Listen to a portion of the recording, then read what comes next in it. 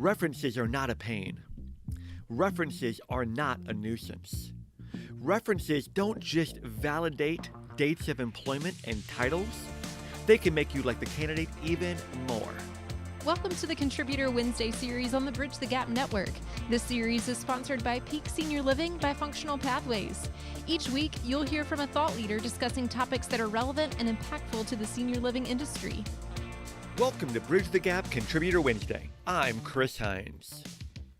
Over the past several months, we have discussed many elements of how to strengthen and improve your interviewing, recruiting, and hiring processes. But there is still so much more to cover. One of those elements are reference checks. Now, I love technology. Frankly, I love everything about it. Well, almost everything. One of the technological advancements that I don't love is the automation of reference checks. Recently, I spoke to two different hiring managers who let me know that their company had recently made the move to utilizing automated processes to check references. And while I can understand the value that is perceived and the fact that they're getting sold the advantages, that if a link is sent to a reference's cell phone or to their email, which allows them to complete it on their own time rather than being forced into talking to someone, the theory is that answering questions like these from a link that will discuss their strengths and weaknesses is far less evasive than actually talking to somebody. And they say that the return rate is that much better than a phone-based reference. Yes, these statements may sound great, but they don't do several important things. A link does not hear the enthusiasm or lack thereof. A link does not allow you to ask relevant follow-up questions. A link doesn't give you the opportunity to initiate a relationship. Over the course of my 25 years in recruiting, I have found so much value in checking references directly. Let's discuss the value of a human-based, i.e., that's you, reference check. There are several things you can gain. You'll actually get to validate the candidate is as good as they said they are. You can even learn through the questions that you ask that the candidate is even better than they said they were. If there are any discrepancies in their dates, responsibilities, or known issues, you'll know this before an offer is given. Many times, these are honest mistakes, while other times they are, let's call them, fabrications of the truth. Or, if you're a Marvel fan, they come from an alternative multiverse. You are able to talk to high-level executives at other organizations that you may not have been connected with before. These are just four of the values that you'll gain from checking the reference directly. But let's dive into a couple of them. Let's start with validation. Candidates can say just about anything about their responsibilities, their achievements, how much they loved working for their previous company, and how much their current boss loved working with them. And while there are systems like the Work Number, as an example, that will verify dates of employment, that only checks one tiny element of their work history.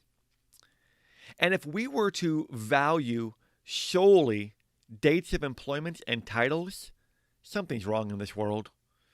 After all, you're a professional. The candidates you are about to hire are professionals.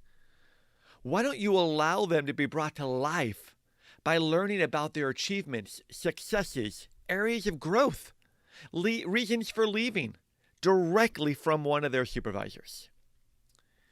The stories that they tell you can only be strengthened when you have validation to back them up. A third-party statement about your candidate's achievements are going to be much stronger than even their own words, because most people are humble about what they did. And this is exactly one of those great elements that a reference can provide. Validation also means not being blind to the issues that come up. If you learn that something is off from what you understood, such as the dates, the responsibilities, the achievements, the dependability, well, you don't need just to throw the candidate away and completely remove them from process. Not every reference is a good one. Not every person giving a reference was happy that they left. Is there anger or disappointment from the person giving the reference? And are they using their answers as a way to sabotage or make you question the person's viability? Like it or not, if the departure was too recent, there may be some resentment still there. So, what should you do if you get a negative reference? Let's start with what you shouldn't do. Don't call the candidate up.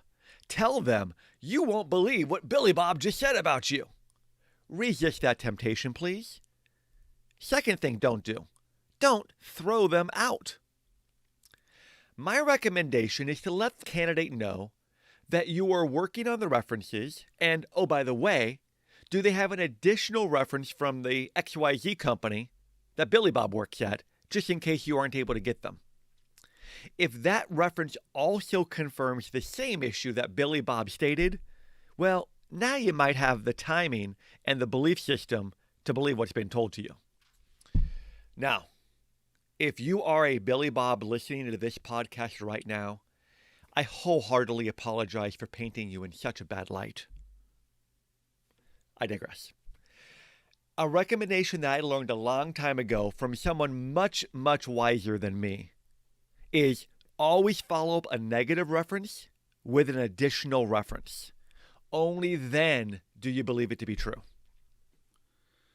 Beyond validating the candidate's background, another great part of checking references is the additional connections that you'll make. As we all know, while senior living is a big industry, it is amazing how small of a world it is. Most higher-ups may know each other, but of course, not everybody. And if you are rising up the senior living corporate ladder, then you definitely don't know everybody yet. By checking references, an additional gain for you is having a real, live conversation with others in the industry. While not every one of these conversations will result in a lifelong relationship, at minimum, you will have built the foundation for future conversations. One final point for the hiring managers listening to this. I realize that a regularly used method of reference checking is the back channel check, which usually entails sending a text to someone that you may know and asking them about their thoughts on candidate, let's just call her Amanda. If you do this before a candidate has an offer, please understand a couple important things. Unless you know for certain that the person you are texting will keep this request in complete confidence, you are running the risk of jeopardizing their current position. Because if they don't get the position with you, it is possible by you conducting this back channel check, the wrong person will find out, and the decision that Amanda isn't loyal will come to light, and that may find a reason for them to let her go. So you should be very careful of playing with people's careers like this. Only do these back channel checks with people that you truly know and trust. References should ideally be done once you are confident this is the person you want to hire and you are looking to validate their background. In case you need some self-talk lines about the dreaded reference check, references are not a pain. References are not a nuisance. Reference checks should not be handed off to someone else. References don't just validate dates of employment and titles. They can make you like the candidate even more. I started off talking about how I love technology. And while there are circumstances where using a technical source to check dates of employment are good enough, maybe some roles that's okay for, particularly at the leadership level and above though, there is just too much value to come from doing the reference directly. For a moment, I want to flip the discussion to the potential candidate side of the conversation. If you are listening to this and you are contemplating looking for a new position, you should spend time to think about who you will give as a professional reference. Many companies only want supervisors, and many will want them for your last 3 previous employers. So, who knows who the best person is that can speak best about your performance and your capabilities are? You. Once you've determined who these people are, reach out and ask them if you can use them as a professional reference. By doing so, you are making sure that they are even allowed to give a professional reference, since a small percentage of companies don't allow their employees to provide anything more than dates of employment. Better for you to know this up front. But if that is the case, ask them if they would serve as a personal reference.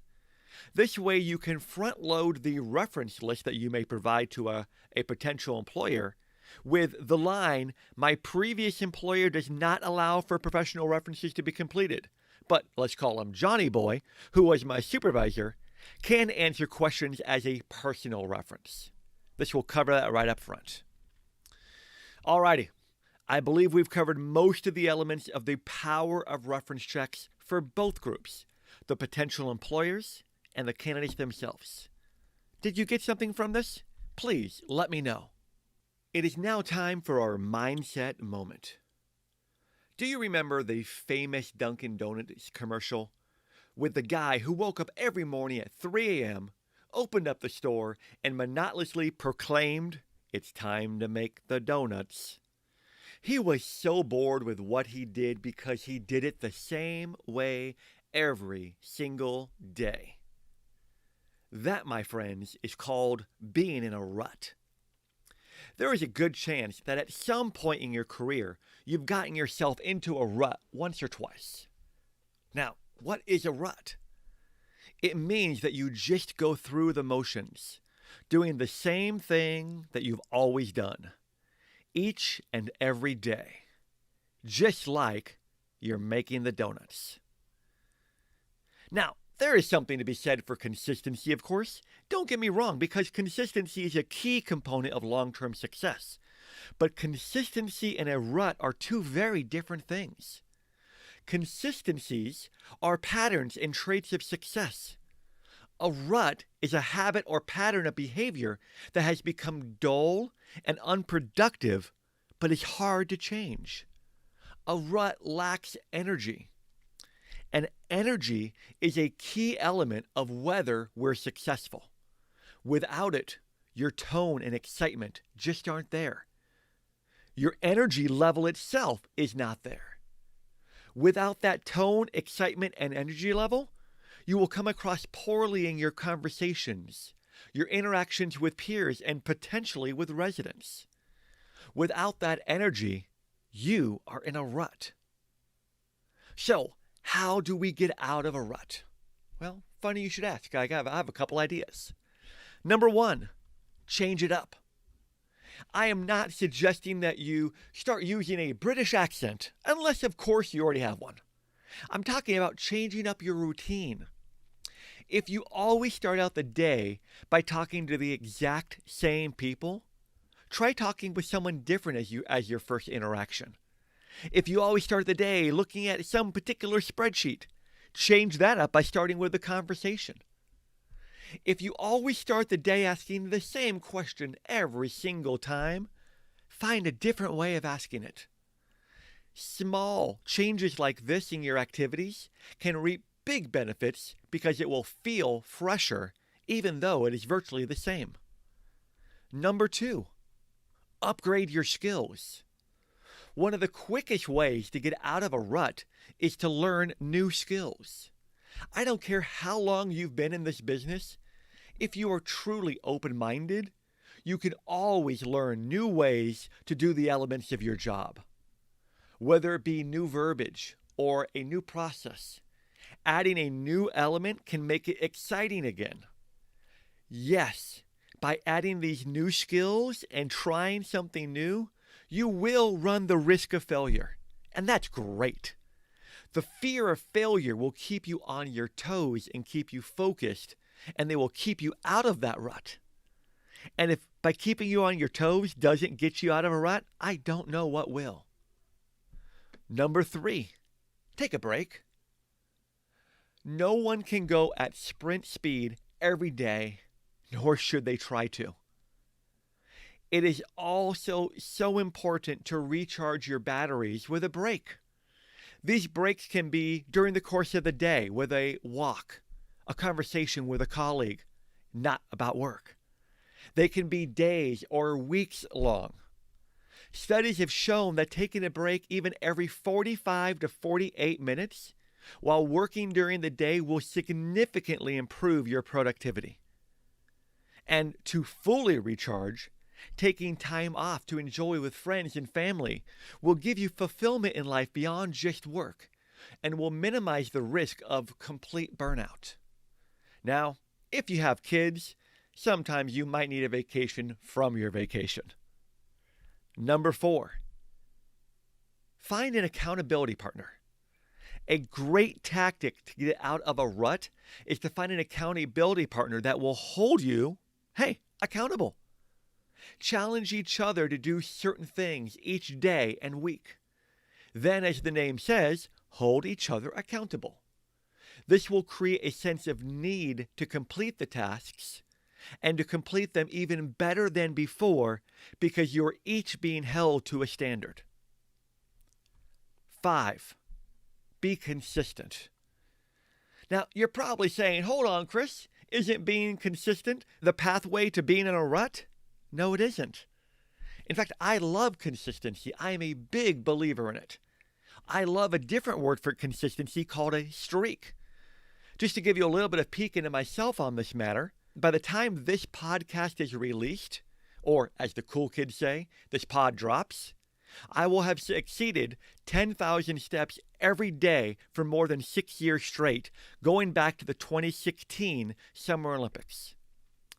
I will have run every day for more than 885 straight days.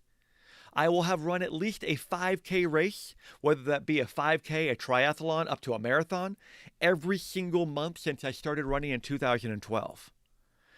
I don't say these things to brag, but I say them to illustrate that I love consistency, and I love the consistency of keeping a streak going. I don't believe that any of these streaks would classify me as being in a rut. I believe being consistent gives you the opportunity to strengthen your resolve. It gives you the opportunity to fine-tune the elements of discipline. Doing the same thing over and over again without change, without accountability, without taking a break, can lead to being in that rut. But if you do some of the things like I just mentioned, you can both get out of a rut and stay out of a rut, because you don't want to be that donut guy. Alrighty, folks, I hope that you've regained something, at least one thing from this discussion on the power of reference checks and getting out of a rut. If you have, please let me know. Of course, if you have any comments, questions, complaints, or even conundrums on these points, message me on LinkedIn. Stay tuned next month for the next chapter in our recruiting and mindset adventures. Again, this is Chris Heinz. Thanks for listening to this week's BTG Contributor Wednesday, and please make sure to connect with me at btgvoice.com. Thanks for listening to the Contributor Wednesday series on the Bridge the Gap Network, sponsored by Peak Senior Living by Functional Pathways. For a full library of episodes, visit btgvoice.com.